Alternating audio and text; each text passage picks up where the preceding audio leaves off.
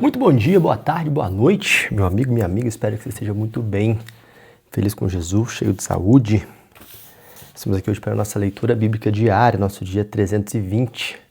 Vamos ler os capítulos 20 e 21 do livro de Atos, amém? Vamos orar, a gente inicia a leitura. Senhor Deus Todo-Poderoso, te agradecemos, Pai, pela tua bondade, pela tua graça, pela tua misericórdia. Queremos, Senhor, te pedir que o Senhor esteja conosco nessa leitura, falando aos nossos corações, Pai. Em nome de Jesus, nos ensina mais sobre Ti através da Tua palavra. É isso que nós pedimos e agradecemos em nome de Jesus. Amém. Amém. Atos capítulo 20. Cessado o tumulto, Paulo mandou chamar os discípulos e, depois de encorajá-los, despediu-se e partiu para a Macedônia. Viajou por aquela região, encorajando os irmãos com muitas palavras, e por fim chegou à Grécia, onde ficou 3 meses. Quando estava a ponto de embarcar para a Síria, os judeus fizeram uma conspiração contra ele. Por isso decidiu voltar pela Macedônia, sendo acompanhado por Sópatro, filho de Pirro, de Bereia, Aristarco e Secundo, de Tessalônica, Gaio, de Derbe, e Timóteo, além de Tíquico e Trófimo, da província da Ásia. Esses homens foram adiante e nos esperaram em Troade. Navegamos de Filipos após a festa dos pães sem fermento, e 5 dias depois nos reunimos com os outros em Troade, onde ficamos 7 dias. No primeiro dia da semana, reunimos-nos para partir o pão, e Paulo falou ao povo. Pretendendo partir no dia seguinte, continuou falando até meia-noite. Havia muitas candeias no piso superior onde estávamos reunidos. Um jovem chamado Eutico, que estava sentado numa janela, adormeceu profundamente durante o longo discurso de Paulo. Vencido pelo sono, caiu do 3º andar. Quando o levantaram, estava morto. Paulo desceu, inclinou-se sobre o rapaz e o abraçou, dizendo: "Não fiquem alarmados, ele está vivo." Então subiu novamente, partiu o pão e comeu. Depois continuou a falar até o amanhecer e foi embora. Levaram vivo o jovem, que muito os consolou. Quanto a nós, fomos até o navio e embarcamos para Assos, onde iríamos receber Paulo a bordo. Assim ele tinha determinado, tendo preferido ir a pé. Quando nos encontrou em Assos, nós o recebemos a bordo e prosseguimos até Mitilene. No dia seguinte, navegamos dali e chegamos de fronte de Quio. No outro dia, atravessamos para Samos e um dia depois chegamos a Mileto. Paulo tinha decidido não aportar em Éfeso, para não se demorar na província da Ásia, pois estava com pressa de chegar a Jerusalém, se possível antes do dia do Pentecoste. De Mileto, Paulo mandou chamar os presbíteros da igreja de Éfeso. Quando chegaram, ele lhes disse: "Vocês sabem como vivi o tempo todo em que estive com vocês. Desde o primeiro dia em que cheguei à província da Ásia, servi ao Senhor, com toda a humildade e com lágrimas, sendo severamente provado pelas conspirações dos judeus. Vocês sabem que não os deixei de pregar-lhes nada do que fosse proveitoso, mas ensinei-lhes tendo tudo publicamente, de casa em casa. Testifiquei tanto a judeus como a gregos que eles precisam converter-se a Deus com arrependimento e fé em nosso Senhor Jesus. Agora, compelido pelo Espírito, estou indo para Jerusalém, sem saber o que me acontecerá ali. Só sei que em todas as cidades o Espírito Santo me avisa que prisões e sofrimentos me esperam. Todavia, não me importo nem considero a minha vida de valor algum para mim mesmo, se tão somente puder terminar a corrida e completar o ministério que o Senhor Jesus me confiou, de testemunhar do Evangelho da graça de Deus. Agora sei que nenhum de vocês, entre os quais passei pregando o reino, verá novamente a minha face. Portanto, Eu lhes declaro hoje que estou inocente do sangue de todos, pois não deixei de proclamar-lhes toda a vida a vontade de Deus. Cuidem de vocês mesmos e de todo o rebanho sobre o qual o Espírito os colocou como bispos, para pastorearem a igreja de Deus, que ele comprou com seu próprio sangue. Sei que depois da minha partida, lobos ferozes penetrarão no meio de vocês, e não pouparão o rebanho. E dentre vocês mesmos se levantarão homens que torcerão a verdade, a fim de atrair discípulos. Por fim, vigiem. Lembre-se de que durante 3 anos jamais cessei de advertir cada um de vocês disso, noite e dia, com lágrimas. Agora, eu os entrego a Deus e a palavra da sua graça, que pode edificá-los e dar-lhes herança entre todos os que são santificados. Não cobicei a prata, nem o ouro, nem as roupas de ninguém.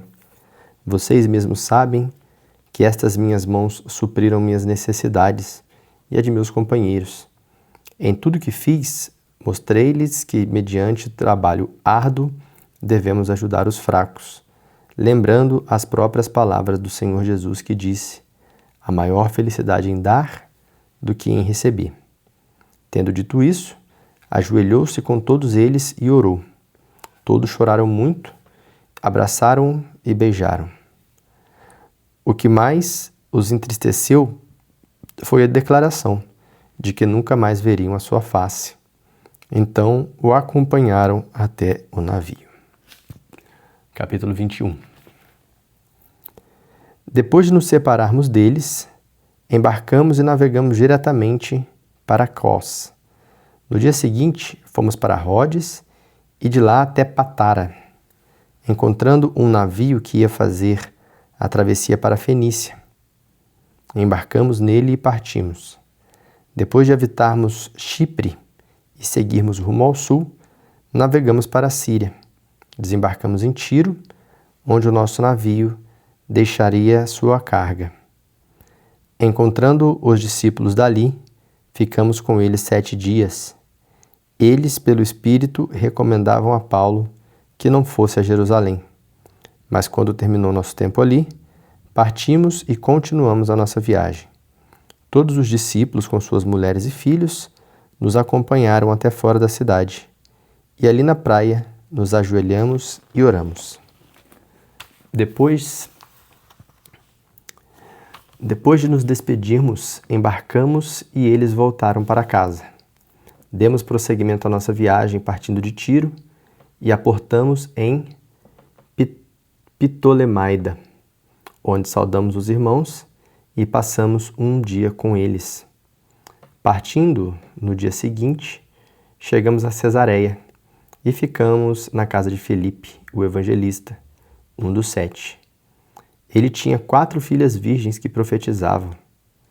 Depois de passarmos ali vários dias, desceu da Judéia um profeta chamado Ágabo.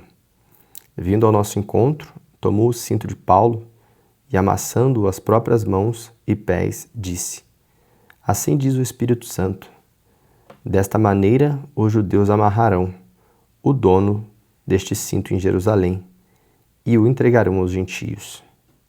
Quando ouvimos isso, nós e o povo dali rogamos a Paulo que não subisse para Jerusalém. Então Paulo respondeu: por que vocês estão chorando e partindo o meu coração? Estou pronto não apenas para ser amarrado, mas também para morrer em Jerusalém pelo nome do nosso Senhor Jesus Cristo. Como não pudemos dissuadi-lo, desistimos e dissemos: seja feita a vontade do Senhor. Depois disso, preparamo-nos e subimos para Jerusalém.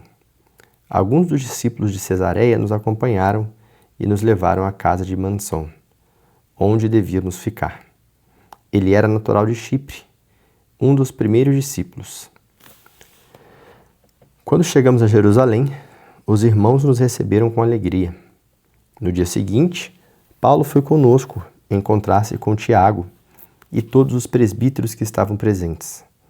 Paulo os saudou e relatou minuciosamente o que Deus havia feito entre os gentios por meio do seu ministério.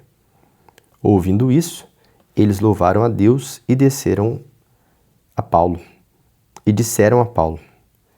Veja, irmão, quantos milhares de judeus creram, e todos eles estão zelosos da lei. Eles foram informados de que você ensina todos os judeus que vivem entre os gentios e se afastarem de Moisés, dizendo-lhes que não circundem seus filhos, nem vivam de acordo com os nossos costumes. O que faremos? Certamente eles saberão que você chegou. Portanto, faça o que lhe dizemos. Estão conosco 4 homens que fizeram o voto. Participe com esses homens dos rituais de purificação e pague as despesas deles, para que raspem a cabeça. Assim, todos saberão que não é verdade o que falam de você, mas que você continua vivendo em obediência à lei. Quanto aos gentios convertidos, já lhes escrevemos a nossa decisão de que eles devem se abster de comida sacrificada aos ídolos, do sangue de carne de animais estrangulados e da imoralidade sexual. No dia seguinte, Paulo tomou aqueles homens e purificou-se com eles. Depois foi ao templo para declarar o prazo do cumprimento dos dias da purificação e da oferta que seria feita individualmente em favor deles. Quando já estavam para terminar os 7 dias, alguns judeus da província da Ásia, vendo Paulo no templo, agitaram toda a multidão e o agarraram gritando: Israelitas, ajudem-nos! Este é o homem que nos ensina que ensina a todos em toda parte contra o nosso povo, contra a nossa lei e contra este lugar. Além disso, ele fez entrar gregos no templo e profanou este santo lugar. Anteriormente, eles haviam visto o Éfeso Trófimo na cidade com Paulo e julgaram que Paulo o tinha introduzido no templo. Toda a cidade ficou alvoroçada e juntou-se uma multidão. Agarrando Paulo, arrastaram-no para fora do templo e imediatamente as portas foram fechadas. Tentando eles matá-lo, chegaram notícias ao comandante das tropas romanas que toda a cidade de Jerusalém estava um tumulto. Ele reuniu imediatamente alguns oficiais e soldados e com eles correu para o meio da multidão. Quando viram o comandante e os seus soldados, pararam de espancar Paulo. O comandante chegou, prendeu-o e ordenou que ele fosse amarrado com 2 correntes. Então, perguntou quem era ele e o que ele tinha feito.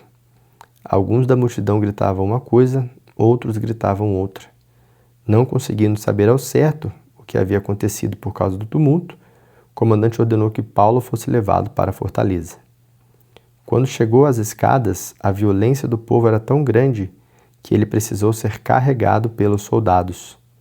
A multidão que o seguia continuava gritando: "Acaba com ele!" Quando os soldados estavam para introduzir Paulo na fortaleza, ele perguntou ao comandante: "Posso dizer-te algo?" "Você fala grego?" perguntou ele. "Não é você o egípcio que iniciou uma revolta e há algum tempo levou 4.000 assassinos para o deserto?" Paulo respondeu: "Sou judeu, cidadão de Tarso, cidade importante da Cilícia. Permita-me falar ao povo." Tendo recebido permissão do comandante, Paulo levantou-se na escadaria e fez um sinal à multidão. Quando todos fizeram silêncio, dirigiu-se a eles em aramaico. Essa foi a nossa leitura de hoje. Amanhã, se Deus quiser e nos permitir, estaremos aqui para mais uma leitura. Amém? E assim nós vamos até finalizarmos a Bíblia inteira. Essa é a nossa meta nesse ano. Glória a Deus. Deus te abençoe. Até amanhã.